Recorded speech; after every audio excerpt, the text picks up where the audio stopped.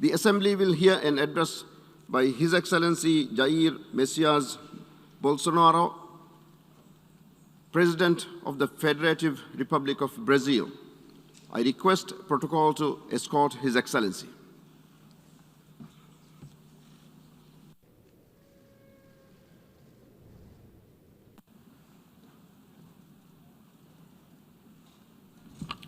On behalf of the General Assembly, I have the honor to welcome to the United Nations His Excellency Jair Messias Bolsonaro, President of the Federative Republic of Brazil, and to invite him to address the Assembly.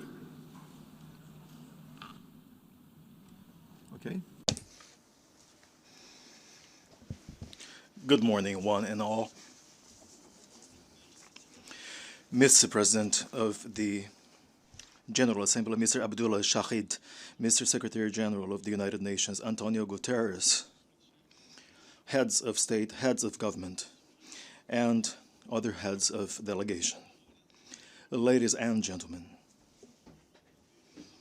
it is an honor to once again open the United Nations General Assembly. I come here to showcase a different Brazil vis-à-vis what is portrayed on newspapers or seen on television. Brazil has changed a great deal after we took office in January 2019.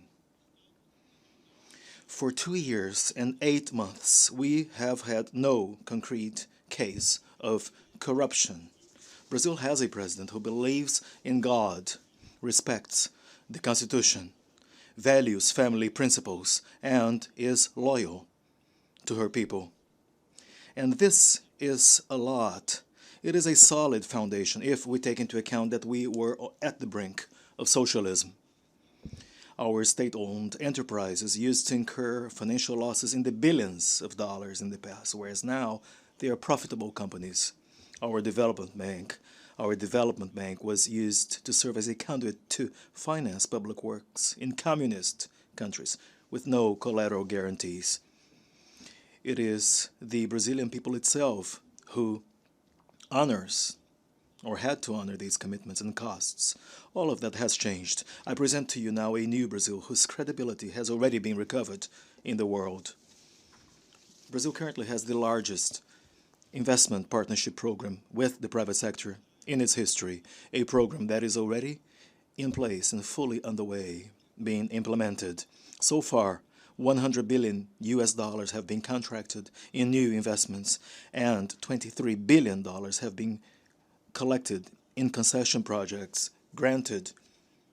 In the infrastructure sector, we auctioned 34 airports and 29 port terminals to the private sector. We already have more than $6 billion in private contracts for new railways. We have also introduced the railway permit system, which brings our model closer to the US model. In just a few days, we received 14 applications for permits for new railways, amounting to nearly $15 billion in private investments. Under our administration, we have promoted the revitalization of railway transportation. As a result, less consumption of fossil fuels and the lower level of operational costs for doing business in Brazil, especially translating in lower food production costs. Great progress has already been made in the field of basic sanitation. The largest auction in the sector's history took place in April, with concession projects granted to water distribution and sewage services in the state of Rio de Janeiro.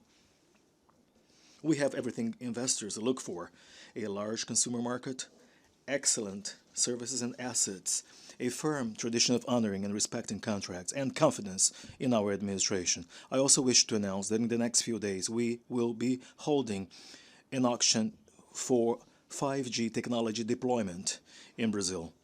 Our modern, sustainable, low-carbon agriculture currently feeds more than 1 billion people around the world, while taking up only 8% of our national territory. No other country in the world has such a comprehensive and thorough environmental legislation like ours. Our forest code sets an example for other countries to follow.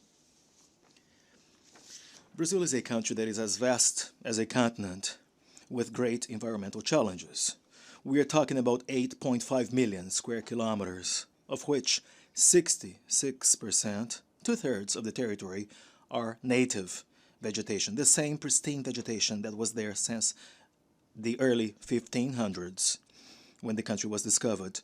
In the Amazonian biome alone, 84% of the forest is pristine, untouched, while homing the planet's largest, greatest biodiversity.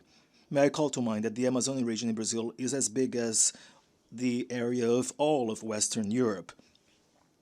We have brought forward from 2060 to 2050 our goal of achieving climate neutrality, net zero.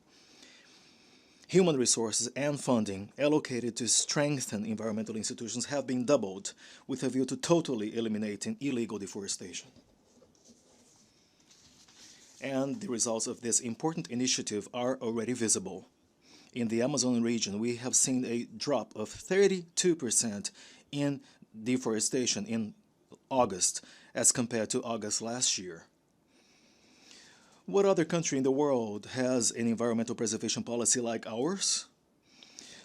Ladies and gentlemen, you are all invited to come and visit our Amazon. Brazil today is already an example in energy generation. 83% of our energy comes from renewable sources. At the upcoming COP26 conference, we will pursue consensus on rules governing a global carbon credit market, and we do hope industrialized countries will actually fulfill their commitments to climate funding at substantial amounts. The future of green jobs lies in Brazil.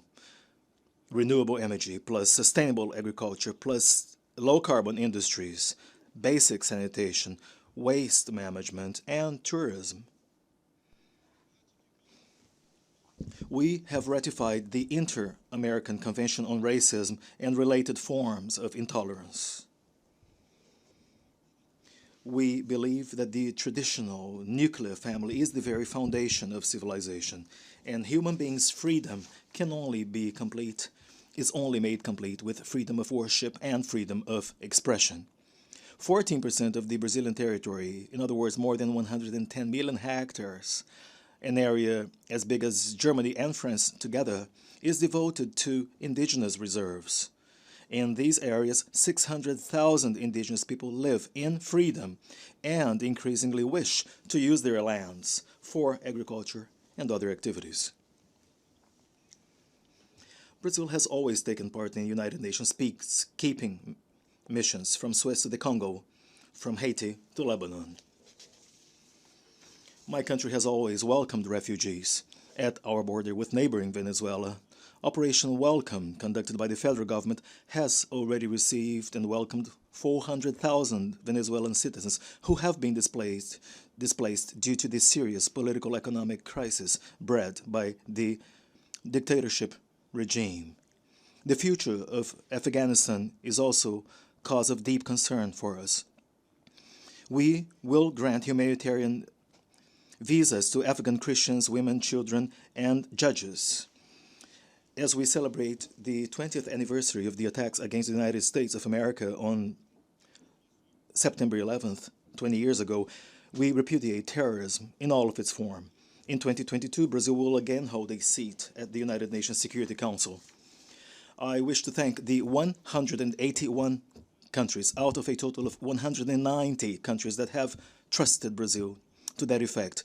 It is the result, the visible result of a serious foreign policy, responsible foreign policy led by our Ministry of Foreign Affairs.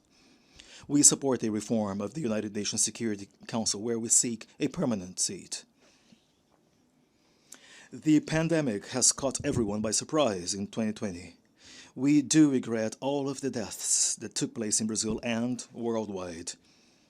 I have always advocated that we should fight the virus and unemployment at the same time and with the same sense of responsibility. Isolation and lockdown measures left a legacy of inflation, particularly in foodstuffs all over the world. In Brazil, to cater to the needs of the low-income population who were forced to stay at home by decisions taken by governors and mayors, people who lost their income, we granted an emergency aid of $800 to 68 million people in 2020. May I call to mind that we came to the end of 2020, the year of the pandemic, with more formal jobs than was the case back in December 2019, thanks to the actions led by our government, such as, for example, programs to ensure employment conditions and income, which have cost us nearly $40 billion. This year, in the first 7 months alone, we created nearly 1,800,000 new job posts. May I also call to mind that the growth rate forecast for 2021 is estimated at 5%.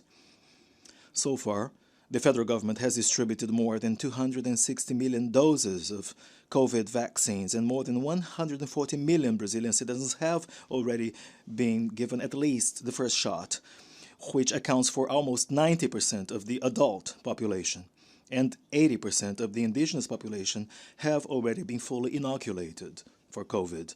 By November this year, all citizens who have chosen to be vaccinated in Brazil will be duly covered. We support vaccination efforts. However, my administration has not supported a vaccine or health passport or any other vaccine-related obligation.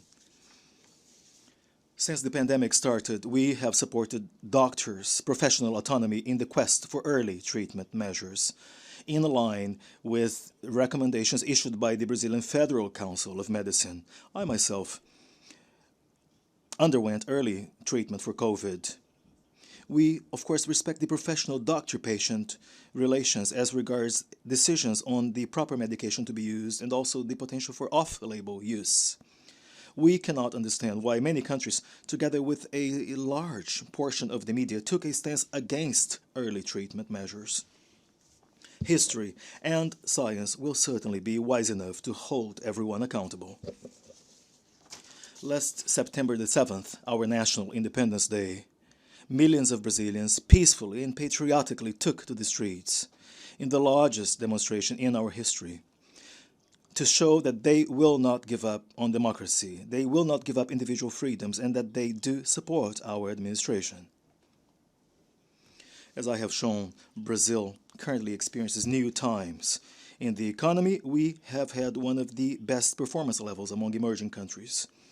My administration has recovered foreign credibility, and today Brazil is one of the best investment destinations in the world. And it is here, at this General Assembly, that we envision a world with more freedom, more democracy, more prosperity and peace. And may God bless us all.